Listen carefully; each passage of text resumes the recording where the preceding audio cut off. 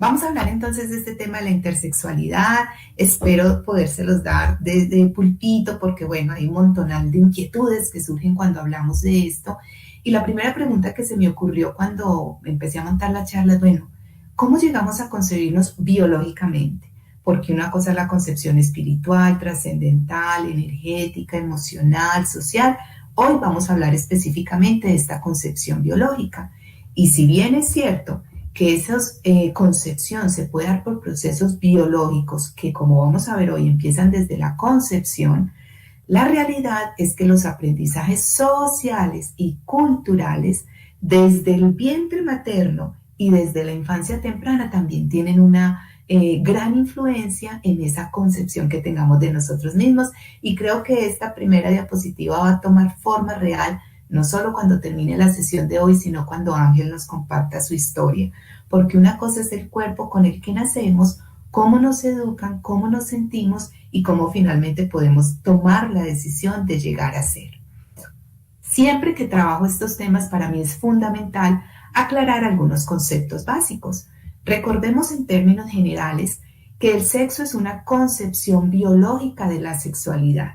Siempre que hablemos de sexo, por lo menos desde el punto de vista sexológico, nos vamos a referir a las características físicas, genéticamente heredadas, o sea, es el tema que nos está hoy convocando a la sesión, que nos colocan a las personas en un continuo, en una gran posibilidad de opciones, de circunstancias, que tiene unos extremos, pero que en la mitad tiene una gama de intermedios, todos absolutamente válidos. Ojalá hoy nos podamos ir de acá entendiendo que independientemente de que no sea hombre biológico o que sea mujer biológica, que si yo estoy en cualquiera de los puntos intermedios entre esas dos circunstancias, ninguna persona, ninguna de las que está en esos intermedios es una persona enferma.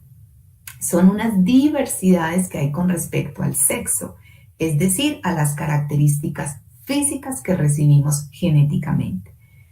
El sexo es muy distinto al concepto de género, que género ya es una concepción social. Es lo que la sociedad dice que tendríamos que hacer en función del sexo al que pertenecemos. Aquí nos enredamos un poquitín cuando si soy un hombre me dicen que debo de ser femenina y soy cuando soy un hombre me dicen que debo de ser masculino y soy una mujer y me dicen que debo de ser femenina. Eso nadie lo cuestiona. La pregunta sería, ¿cuál es el género entonces que debería de asumir una persona intersexual? ¿O será que no tiene que asumir un género específico? Género es lo social. ¿Qué es la identidad? La identidad ya es una concepción psicológica. Yo como persona, ¿cómo me siento? Me siento hombre, me siento mujer, me siento hombre y mujer, no me siento ni hombre ni mujer. ¿Cuál es mi identidad? Y la preferencia genérica es a mí quien me atrae.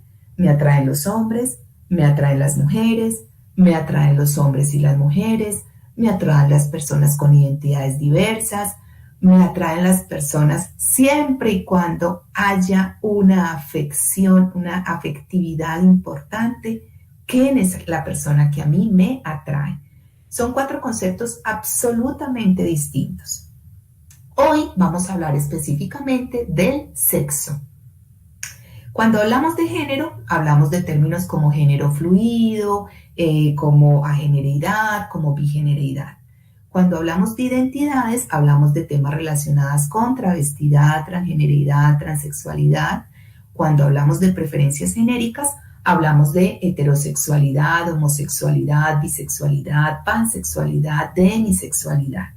Hoy específicamente vamos a hablar de un tema relacionado con el sexo y las intersexualidades. Para entender este tema es fundamental entender que el sexo no es solamente lo que tenemos entre las piernas. Cuando un ser nace, es muy frecuente que por lo que le miramos entre las piernitas, que entre otras cosas corresponde al 1% del tamaño del cuerpo, inmediatamente decimos, ¿es un niño o es una niña?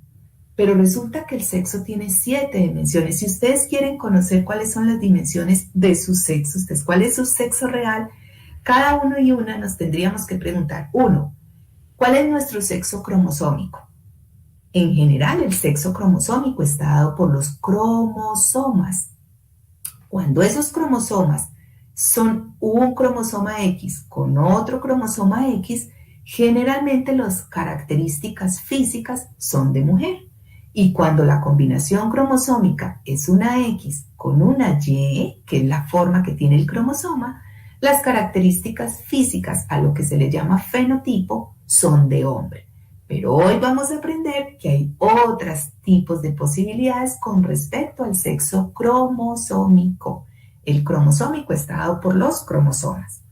El segundo tipo de sexo es el sexo gonadal, el que está dado por las gónadas, testículos en los hombres biológicos u ovarios en las mujeres biológicas. Luego tendremos el sexo hormonal, el que está dado por las hormonas, testosterona en personas con características de hombre y estrógenos con características de personas con características de mujer. No me voy a enredar en este momento, sabemos que hay hombres biológicos con mucho estrógeno, mujeres biológicas con mucha testosterona, pero digamos que si tú quieres saber cuál es tu sexo hormonal, tendrías que hacerte estas hormonas. Luego tenemos la dimensión relacionada con las características de los órganos sexuales internos y externos.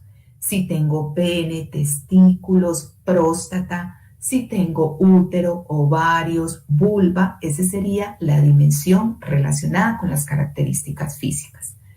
Y finalmente tenemos la dimensión cerebral. ¿Cuáles son las características que ese cerebro tiene?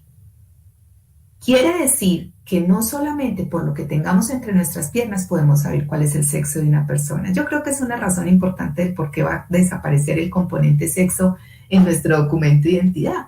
Porque si nos fueran a preguntar en un cuestionario o en un documento cuál es tu sexo, uno tendría que preguntar qué tipo de sexo quieres que te diga. Mi sexo cromosómico, mi sexo gonadal, mi sexo hormonal, lo relacionado con mis órganos sexuales o mi sexo cerebral. Se supone lo que la gente consideró por mucho tiempo lo normal, y vean que lo pongo en entre comillitas, es que si soy una mujer tenga XX, ovarios, estrógenos, vulva, útero y un cerebro femenino. Y que si soy un hombre tenga XY, testículos, testosterona, próstata, pene, testículos y un cerebro masculino. Hoy nos vamos a dar cuenta que eso no es así. Cada una de estas dimensiones se pueden intercruzar y cuando se intercruzan dando una diversidad infinita es cuando tenemos a las personas intersexuales. Quiero darles una rapidita pasadita, no es tan sencillo pero tampoco es tan complicado, de cómo es el proceso de diferenciación sexual desde que estamos en el útero de nuestra madre. Primero se desarrollan los órganos sexuales internos y después se desarrollan los órganos sexuales externos. Esos órganos sexuales internos en cualquier persona, con cualquier característica, todos los que estamos aquí hoy, cuando estábamos entre la cuarta y la sexta semana de gestación en la barriguita de nuestra mamá, teníamos a nivel de donde iban a ser nuestros órganos sexuales, esto que ustedes ven allí, algo a lo que se le llama una gónada indiferenciada. Miren que no tiene forma de nada. Esa gónada tiene unas celulitas chiquititas que se llaman células germinales. Y tenemos una serie de estructuras, unos conductos que se llaman conductos de Wolff, unos conductos que se llaman conductos de Müller, que se dan tanto en el ser, vaya a ser hombre o vaya a ser mujer. Esa estructura indiferenciada después empieza a conformar esto que ustedes ven aquí. Todos y todas y todos los que estamos aquí hoy, cuando estábamos en la barriguita de la mamá, entre la quinta y la sexta semana teníamos esto. Estas estructuras que están por acá tan raras, más adelante van a darle origen a los riñones. Y estas estructuras que tenemos acá le van a dar origen o a unos óvulos o a unos testículos. No se sabe todavía qué. Estas que tenemos por acá le van a dar origen a los que se llaman conductos de Wolff y estos a los conductos de Müller. Los de Wolff se van a desarrollar más adelante si va a ser un hombre biológico y los de Müller se van a desarrollar si va a ser una mujer biológica, pero todos somos exactamente iguales hasta esta etapa. Después de esta etapa, estas estructuras que son las que vimos ahora, miren estos conductos de Müller cómo terminan acá con estas formitas que más adelante van a ser parte de las trompas y van a conformar el ovario y los úteros. Este va a ser el ovario y estas trompas van a conformar el útero. Y estos conductos de Wolff van a convertirse en las estructuras propias de un hombre biológico. O sea, esto, si tenemos las características cromosómicas, hormonales, fenotípicas y genotípicas para ser hombres, se va a convertir en esto. Y esto se va a convertir en estas características de mujer. Una vez se han desarrollado los órganos internos, más adelante, entre la 8ª y la 12ª semana de gestación, se desarrollan los órganos sexuales externos. Miren la belleza de ese proceso de desarrollo. Así estamos a la semana 6ª, todos, todas y todes. A la 10ª semana, si nuestros órganos sexuales van a ser de hombre, entonces miren cómo empiezan a cambiar, empiezan a modificarse, tienen unas características específicas a la 12ª semana y cuando ese ser nace a la 34ª semana, ya tiene formados sus órganos sexuales externos de hombre.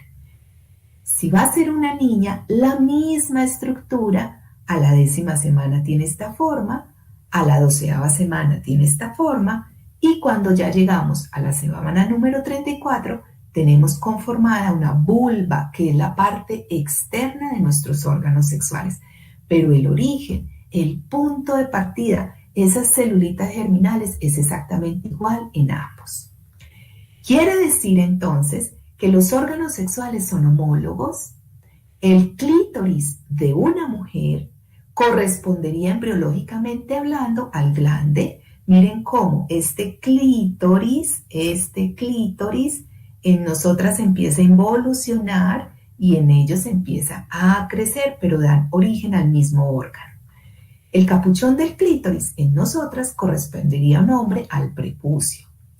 Los labios menores, que son los que están por dentro, se van a envolver alrededor de este pene que está creciendo y van a formar el prepucio, que es la piel que envuelve al pene.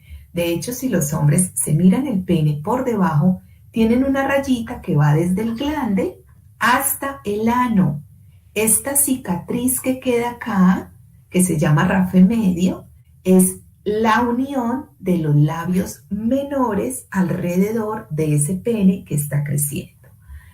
Los labios mayores se van en el niño o en el varón a elongar y van a darle origen al escroto, que es la piel que cubre a los testículos. Entonces los labios menores es el sacro escrotal.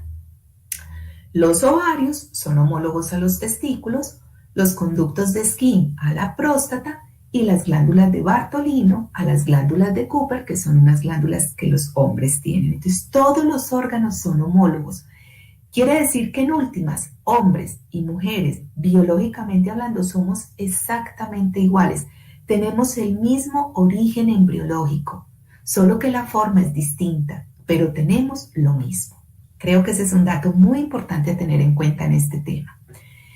La diferenciación sexual del cerebro también es importante tenerla en cuenta. Probablemente ahora Ángel nos va a hablar un poquito de esto cuando nos comparta de su historia, pero definitivamente sí existen diferencias entre el cerebro del hombre y el cerebro de la mujer. Y quiero ser muy clara en decir que esas diferencias no nos hacen mejores o peores, nos hacen diferentes.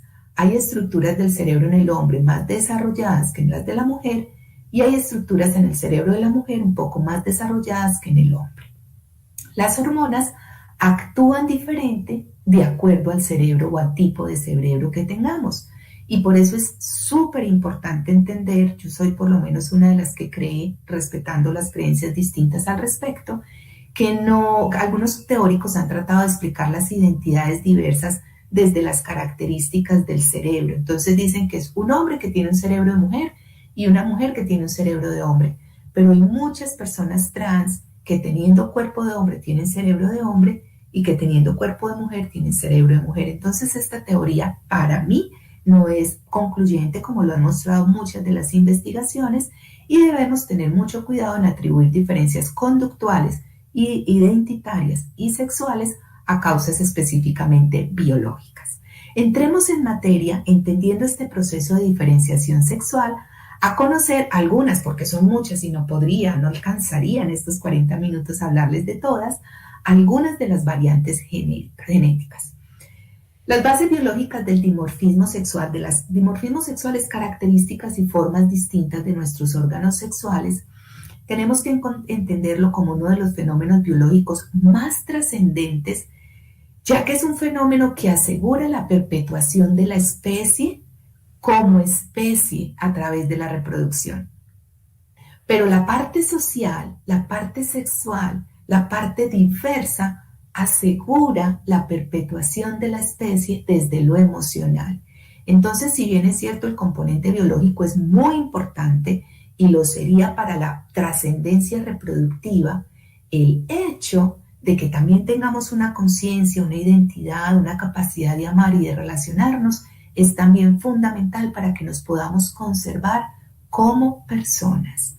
Por lo tanto, no podríamos decir que la única función de los órganos sexuales es la reproducción. El dimorfismo sexual, estas características físicas, son el resultado de una serie de eventos que ocurren desde muy pequeñitos, miren, desde la 6ª semana de nuestra gestación, con un alto grado de precisión en los mecanismos que la regulan. Cuando alguno de estos mecanismos cambia, y yo no lo voy a poner en términos de falla o se enferma, no, simplemente cuando el mecanismo en algún momento adquiere una dimensión distinta, coge otro caminito, entonces el resultado es diferente. El programa biológico de diferenciación sexual se realiza en 3 etapas. Hay una diferenciación cromosómica con la unión de los cromosomas, hay una diferenciación gonadal y hay una diferenciación en la forma de nuestro cuerpo. Hoy vamos a trabajar algunas de estas diferenciaciones. No se tienen que aprender esto, pero es muy interesante conocer en qué momento se da el cambio y cuando ese cambio se da, qué circunstancias se puede desarrollar. La célula germinal ya vimos, todas estas celulitas de esta estructura que era indiferenciada.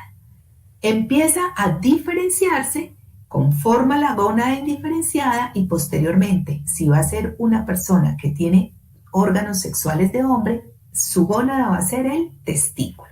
O sea que estas estructuras cambian y finalmente se van a desarrollar los testículos. Los testículos tienen en su interior 2 tipos de células. Unas células que se llaman células de Leydig y unas células que se llaman células de Sertolini. Cada una tiene funciones específicas. Las células de Leydig, las de Sertolini, van a inhibir. O sea, cuando la persona en su testículo tiene células de Sertolini, inhiben el que los conductos de Müller se conviertan en órganos sexuales de mujer. Los atrofia, los desaparece. Pero hay personas que no desarrollan las células de Sertolini. Entonces, desarrolla sus órganos sexuales de hombre y desarrolla los órganos sexuales de mujer porque no tiene quien lo inhiba. Cuando sí tiene las células de Leydig, entonces estas células de Leydig empiezan a producir testosterona, la PCNRA, que es una sustancia importante para que se desarrollen los conductos de Wolff y le den origen a la próstata, a las vesículas seminales, a los conductos deferentes, a las vesículas vulvuretrales, se desarrollen los órganos sexuales de hombre, se formen los órganos sexuales. Dijimos que primero se formaban los internos, posteriormente aparece una sustancia que se llama la 5-alfa reductasa y esa sustancia hace que se desarrollen los órganos sexuales externos. ¿Qué creen ustedes que pasaría si una persona viene con todo este caminito súper bien, desarrolla células de Leydig, de Sertolini, inhibe los conductos de Müller, desarrolla sus órganos sexuales externos, pero no tiene 5-alfa reductasa? Que los órganos sexuales externos no se van a desarrollar. Entonces no va a tener pene y testículos por fuera. Miren en qué momento se puede dar cada caminito distinto. Si la dificultad, si las circunstancias, si el cambio se da acá, va a haber un resultado. Si se da acá, va a haber otro. Si se da acá, va a haber otro. Si no se forma Sertolini, va a haber otro. Si no hay 5-alfa de reductasa, va a haber otro. O sea, dependiendo en el momento en que se dé la circunstancia. ¿Qué pasa en el caso de la mujer biológica? Esa misma célula germinal genera una gónada indiferenciada exactamente igual, pero ella ya desarrolla ovarios. El ovario produce un desarrollo de los conductos de Müller. No se van a desarrollar los conductos de Wolff. Si no hay ovario, se desarrollan los dos o no se desarrolla ninguno de los dos. Los conductos de Müller van a dar origen a la conformación de los órganos sexuales internos, es decir, trompas, fimbrias, ovarios, útero, vagina. Y después se van a conformar los órganos sexuales externos que corresponden a la vulva, clítoris, labios mayores, labios menores. Si en algún momento de este proceso el caminito cambia, no se produce una sustancia, no se desarrolla un órgano, el resultado es diferente. Esto es importante que me lo entiendan para que entendamos algunas, no todas, de las diferenciaciones sexuales, de los dimorfismos sexuales, porque no todo es XX y no todo es XY. Algunos patrones cromosómicos, algunas combinaciones cromosómicas pueden ser XXY, X0, XXYY, XXXY. Son demasiadas las posibilidades, sería imposible hablar de todas ellas. Aquí les quiero mostrar el continuo del sexo. El continuo del sexo es aquel que tiene dos extremos. En este caso, un hombre fértil con todos sus órganos sexuales conformados, como ya lo vimos, y una mujer fértil con todos sus órganos sexuales conformados. Pero en la mitad hay una gama de intermedios, todos absolutamente válidos. En toda la mitad tendremos la persona que hoy en día llamamos intersexual verdadera. Anteriormente, y sobre todo desde el punto de vista médico, le llamábamos hermafrodita. Es bueno hacer la diferencia entre estos dos conceptos. Hermafrodita es un ser de la naturaleza que tiene al mismo tiempo todos los órganos de hombre y todos los órganos de mujer perfectamente desarrollados. Y si ese ser se autofecunda, puede tener hijitos, como pasa, por ejemplo, en el caso de los caballitos de mar. O si es un caracol y otro caracol y los dos tienen órganos sexuales de hombre y de mujer, pero el uno fecunda al otro, esta va a ser mamá y este va a ser papá. Tienen los dos, las dos capacidades de desarrollarlos. Anteriormente, por eso se llamaban hermafrodita todas estas dimorfismos sexuales.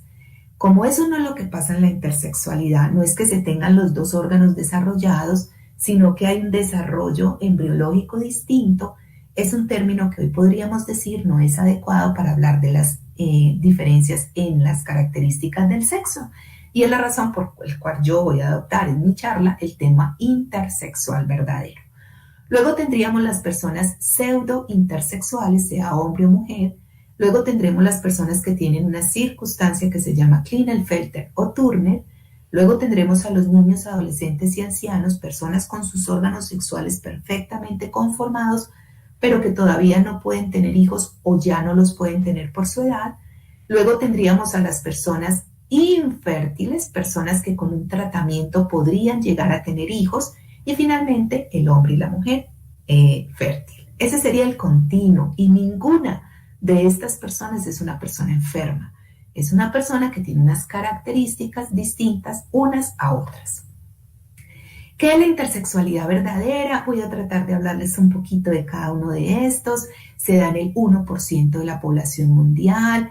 El 80% cuando se le hace sus características cromosómicas son 46XX. Es decir, cromosómicamente sería una mujer el 80%. El 20% pueden tener otro tipo de combinación cromosómica. La mayor parte de estas personas son criadas por sus padres o por sus familias como mujeres cuando las características externas son de mujer. Cuando tienen tejido testicular son criados como hombres, pero la gran mayoría de ellos tienen al mismo tiempo gónadas masculinas de hombre y gónadas de mujer. Los tejidos no suelen ser funcionales, generalmente no pueden quedar en embarazo, sobre todo aquellos que desarrollan tejido testicular más que que el tejido ovárico. La intersexualidad verdadera se da por una alteración, un cambio en ese caminito que les dije cuando se estaba determinando el sexo. Las características físicas de esa persona pueden ser de hombre, de mujer, a nivel interno. A nivel interno, acuérdense que primero se da lo interno y después se da lo externo. Pero definitivamente en la parte externa son personas que sus órganos sexuales son ambiguos. Nosotros no somos capaces de decir, viéndole las características de sus órganos sexuales, si es un niño o una niña. Se caracteriza por la coexistencia en un mismo individuo de tener testículos y ovarios. Por ejemplo, aquí vemos el testículo y aquí estarían los ovarios. Tienen los dos. Hay personas que pueden tener un testículo a un lado, un ovario al otro, tener 2 ovarios y 2 testículos, en fin, las posibilidades son muchísimas. El ovario en las personas intersex se localiza en la cavidad pélvica. El testículo puede ser que descienda o puede ser que se quede en la cavidad abdominal, que es donde inicialmente se produce, que esté en cualquier proceso. Miren, por ejemplo, aquí vemos un ser. Esta persona nace. Entonces, cuando nosotros los vemos, no sabemos, ¿es un pene muy pequeñito, lo que se le llama hipoplásico, o es un clítoris que es muy hipertrófico, es decir, muy grande? No sabemos. Tiene en un lado un tejido escrotal que probablemente tiene un testículo palpable, pero en el otro no hay un desarrollo del tejido escrotal y no hay testículo. Y estos labios mayores podrían ser en este ser, parece que están fusionados en la mitad, pero al mismo tiempo tienen una abertura. Entonces, es un ser que no tiene unos órganos sexuales que uno pueda decir es hombre o es mujer. Esa es la intersexualidad verdadera. ¿Qué son las personas pseudo-intersexuales? Es la persona que tiene unos órganos sexuales no muy bien formados en un individuo, cuyas gónadas están de acuerdo con el sexo cromosómico. Es decir, yo puedo ver esta persona y decir, no, pues eso es como un pene, pero resulta que le hago un cariotipo y es XX y sus gónadas son ovarios, o sea, lo interno es de mujer, pero las características externas parecen de hombre. Esa es una pseudo-intersexualidad. La causa reside en que la formación de los órganos sexuales cambió por factores genéticos o ambientales y, ojo con esto, se llama pseudointersexual, hombre o mujer, dependiendo si tiene testículo o si tiene ovario. Es decir, a esta persona con ovarios no se le diría que es un hombre, sino que es una persona pseudointersexual mujer. Aquí tenemos algunas fotos de personas pseudointersexuales mujeres. Su incidencia es en Estados Unidos de 1 en 67,000 personas, en Suiza de 1 en 5,000 mujeres. Son de combinación cromosómica XX, tienen ovarios, pero la parte externa, que es la que se forma después, es un poco más masculina. Se puede dar porque la madre de pronto tomó algunos andrógenos en las primeras 12 semanas de gestación, que es donde se da ese caminito y donde se van formando estos órganos, o porque tenga un tumor secretor de andrógenos, que la mamá tenga un cáncer, un tumor en las suprarrenales y que produzcan la virilización del feto. Los tumores maternos masculinizantes pueden causarlos, como el adenoma suprarrenal, los tumores ováricos, el adrenoblastoma, que es un tumor también que puede darse en el riñón. Todos estos tumores o algunas circunstancias en el proceso de diferenciación sexual pueden generar. Miren este caso de una chiquitina que tuvimos aquí en el grupo y que me han autorizado a mostrar sus fotos. Uno diría, ay, pero es como un niño, o sea, las características parecen de un niño, pero con un pene muy pequeñito. Y resulta que cuando le hacemos una laparoscopia encontramos que tiene ovarios con ausencia de testículos y su cariotipo es XX. En este caso estamos hablando de una persona intersexual mujer. ¿Qué pasa en la intersexualidad hombre? Que sus cromosomas son XY, pero miren cómo externamente uno podría decir, ay, pero parece como una vulva con un clítoris muy grande. En términos generales, la diferenciación de los órganos sexuales hacia lo masculino no se da. Recuerden que yo les decía ahora, este que es el clítoris va a formar el pene, se quedó pequeñito. Los labios menores se iban a envolver alrededor, quedaron ahí en la mitad del proceso. Los mayores iban a formar el escroto, no se desarrollaron. Entonces queda con unas características ambiguas, sus cromosomas son XY, que son de hombre, y tienen testículos en su interior. Se puede dar por una deficiencia enzimática, por una deficiencia en las 5-alfa reductasa. ¿Se acuerdan que les dije que la 5-alfa reductasa era una enzima que convertía los órganos sexuales ya en órganos de hombre? Estas personas no tienen esa 5-alfa reductasa o puede ser por un defecto en alguno de los cromosomas. Otras intersexualidades son el Klinefelter. Miren que deliberadamente le quité la palabra síndrome. Síndrome no es malo, síndrome es el conjunto de signos y síntomas, pero los tenemos que empezar a despatologizar. Esta digenesia, esta característica, es porque se combinan dos cromosomas, X y X, pero en el proceso de desarrollo ¡pum!, se alcanzó a meter un cromosoma Y. Entonces la combinación es XXY.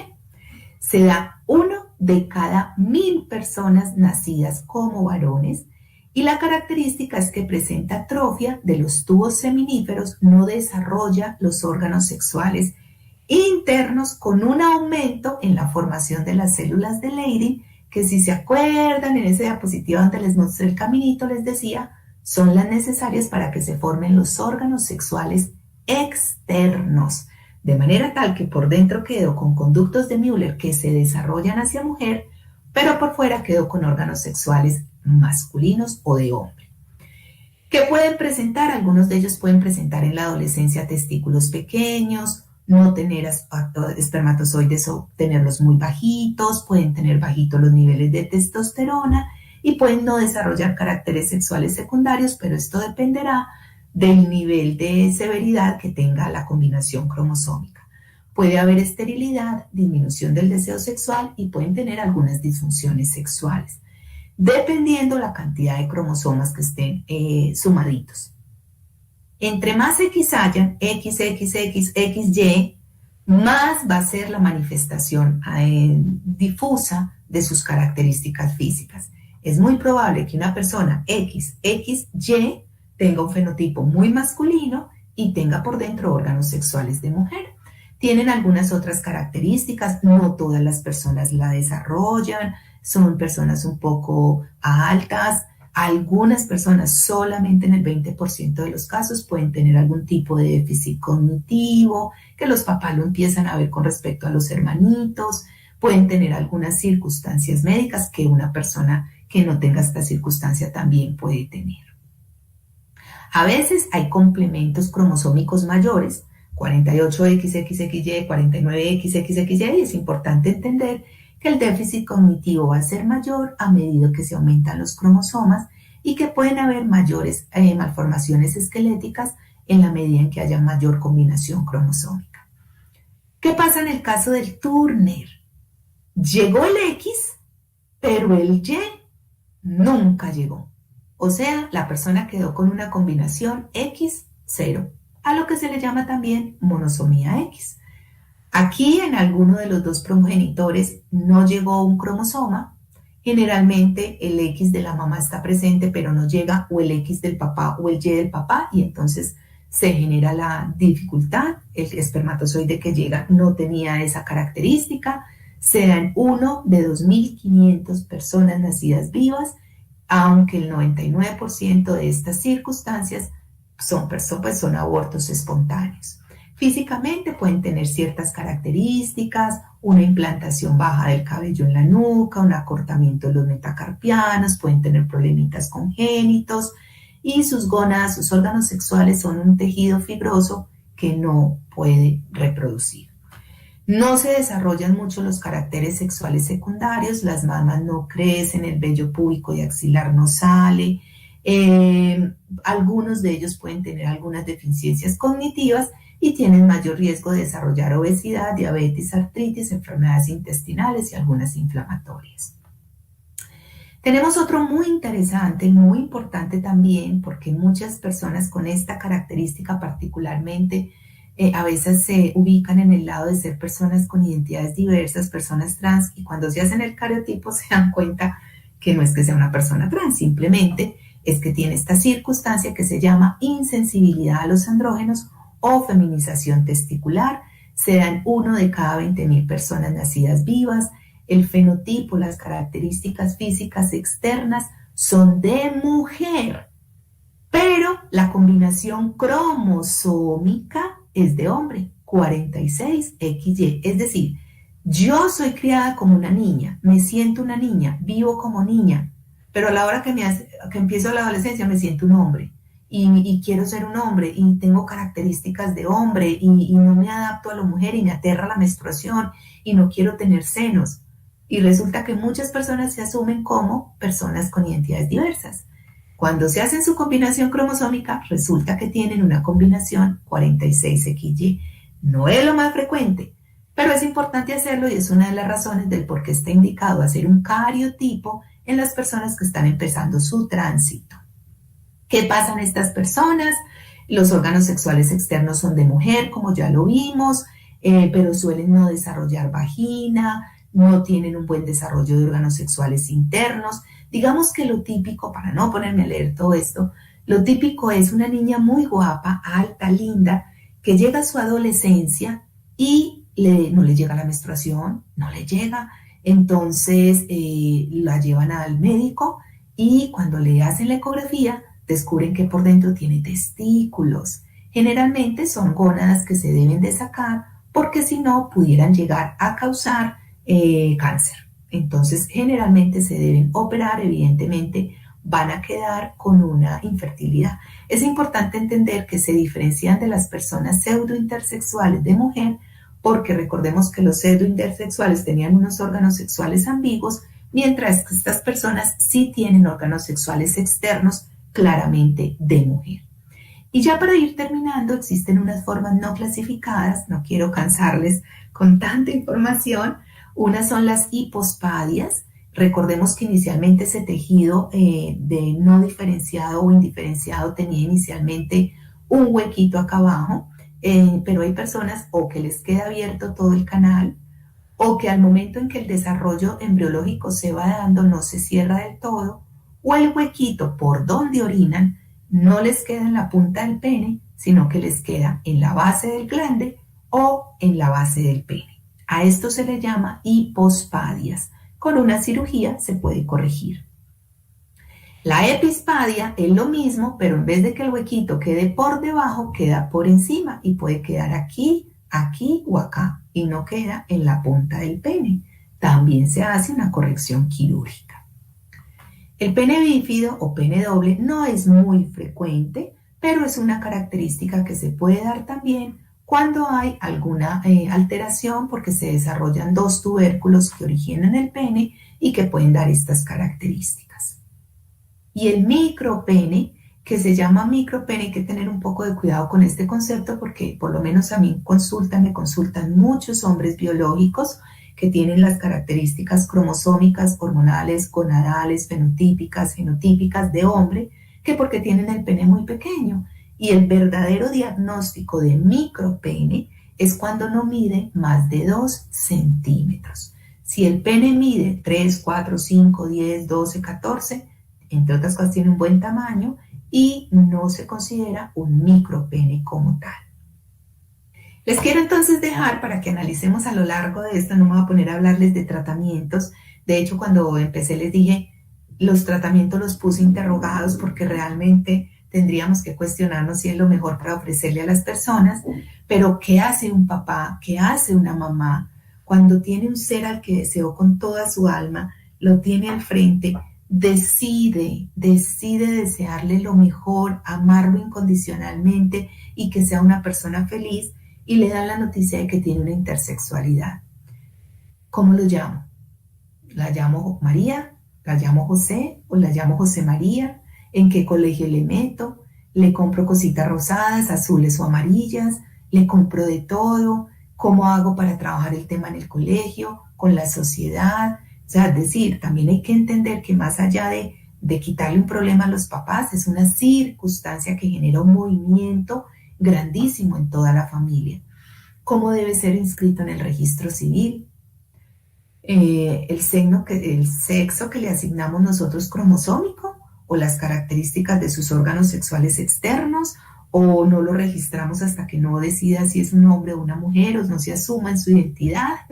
Miren lo complejo.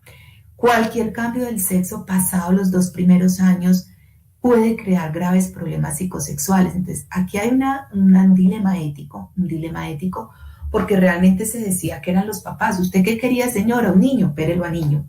Una niña, opere la niña. Pero cuando este ser llegaba a su adolescencia decía, justo me reasignaron con un sexo con el que no me siento a gusto. O peor aún, ¿por qué no me dejaron como estaba? Lo más hermoso y lo más paradójico del caso es que los grupos intersexuales de hoy en día están pidiendo, están luchando porque no se operen, están rogando porque en realidad los dejen como son para que cuando lleguen a su adolescencia tardía o a su vida adulta decidan qué quieren. Y la gran mayoría toman la decisión de seguir como están porque así es su cuerpo y aman a su cuerpo como es. Yo voy a pasar, porque quiero ser muy respetuosa con el tiempo, algunas otras reflexiones que podemos ir analizando juntos y juntas. Hay un tratamiento psicológico, hay un tratamiento hormonal, hay un tratamiento psiquiátrico, pero finalmente creo que la mayor experiencia y el mayor aprendizaje nos lo pueden dar las personas intersexuales. Por eso se hace tan valioso lo que Ángel con toda seguridad tiene para compartirnos hoy, y entender que habemos personas que estamos para ayudar, despatologizando, desatanizando las identidades diversas y entendiendo que, como siempre lo digo, la mejor manera para trascender el conocimiento es escuchando a los seres evolucionados que tienen tanto, tanto, tanto por enseñarnos. Muchísimas gracias. Esto es realmente lo que les quería compartir el día de hoy. No sé si hay alguna duda, alguna inquietud. Sé que es complejo el tema, pero me parece que tenemos que empezar a mencionarlo para poderlo empezar a introyectar en nuestro saber. Me encanta, espectacular. Un aplauso